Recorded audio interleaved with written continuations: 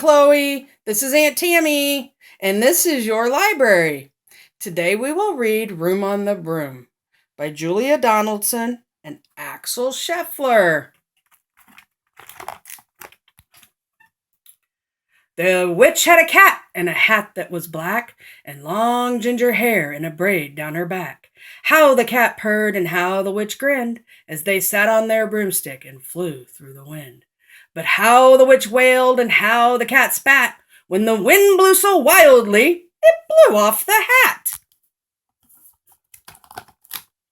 Well, down, cried the witch, and they flew to the ground. They searched for the hat, but no hat could be found. Then out of the brushes on thundering paws there bounded a dog with the hat in his jaws. He dropped it politely, then eagerly said, as the witch pulled the hat firmly down on her head, "I am a dog, as keen as can be. Is there room on the broom for a dog like me?" "Yes," cried the witch, and the dog clambered on. The witch tapped the broomstick and whoosh, they were gone. And over the fields and the forest they flew. The dog wagged his tail and the stormy wind blew. The witch laughed out loud and held on to her hat, but away blew the bow from her braid, just like that. Well, down, cried the witch, and they flew to the ground. They searched for the bow, but no bow could be found.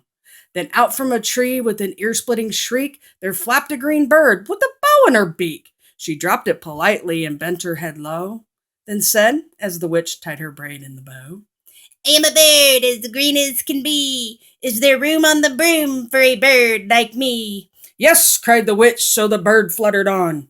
And the witch tapped the broomstick and whoosh, they were gone. And over the reeds and the rivers they flew. The bird shrieked with glee and the stormy wind blew. They shot through the sky to the back of beyond. The witch clutched her bow, but let go of her wand. Down, cried the witch, and they flew to the ground. They searched for the wand, but no wand could be found. Then all of a sudden, from out of a pond, leaped a dripping red frog with a dripping wet wand. He dropped it politely, then said with a croak, as the witch dried the wand on a fold of her cloak, "I am a frog, as clean as can be. Is there room on the broom for a frog like me?"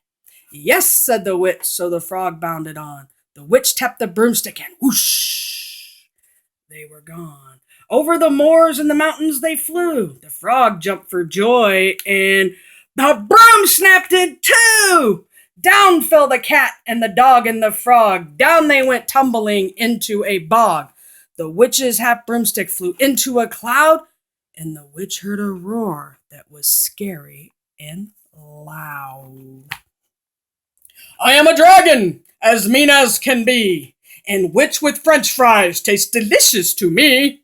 "No," cried the witch, flying higher and higher. The dragon flew after her, breathing out fire. "Help!" cried the witch, flying down to the ground. She looked all around, but no help could be found.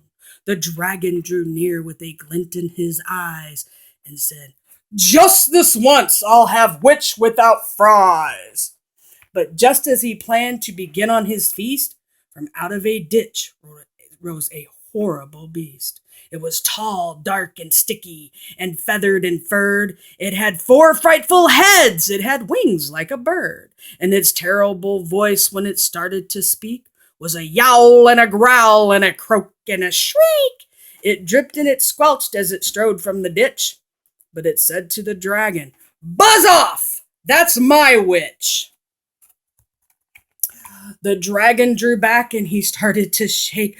"Oh, I'm sorry," he sputtered. "I made a mistake. It's nice to have met you, but now I must fly." And he spread out his wings and was off through the sky. Then down flew the bird and down jumped the frog. Down climbed the cat and "Phew," said the dog. "Thank you, oh thank you," the grateful witch cried. "Without you I'd be that dragon's inside." Then she filled up her cauldron and said with a grin, "Find something, everyone, throw something in." So the frog found a lily, the cat found a cone, the bird found a twig, and the dog found a bone. They threw them all in, and the witch stirred them well, and while she was stirring, she muttered a spell. Iggity, ziggity, zaggity, zoom! Then out rose a truly magnificent broom, with seats for the witch and the cat and the dog, and a nest for the bird and a pool for the frog. "Yes!" cried the witch, and they all clambered on. The witch tapped them broomstick, and whoosh! They were gone. Good night, Chloe.